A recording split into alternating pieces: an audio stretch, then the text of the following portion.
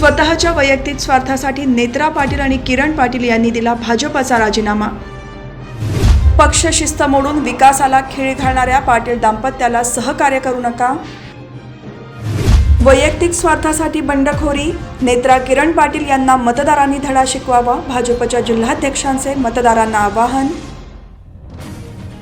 खारघर परिसरात भाजप महायुतीच्या अधिकृत उमेदवारांविरोधात नेत्रा पाटील आणि किरण पाटील यांनी दाखल केलेली उमेदवारी ही केवळ वैयक्तिक राजकीय स्वार्थातून केलेली उघड बंडखोरी आहे। अशा संधीसाधू राजकारणाला सुज्ञ मतदारांनी बळी पडू नये असे कडाडून आवाहन भाजपचे जिल्हाध्यक्ष अविनाश कोळी यांनी केले।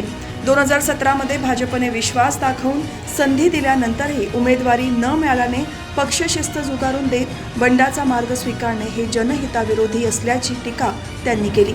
गेल्या 8 वर्षात प्रशांत ठाकूर आणि परेश ठाकूर यांच्या नेतृत्वाखाली खारघरमध्ये भरीव विकास झाला असताना त्या विकासालाच खीळ घालण्याचा हा प्रयत्न असल्याचेही जिल्हाध्यक्ष अविनाश कोळी म्हणाले।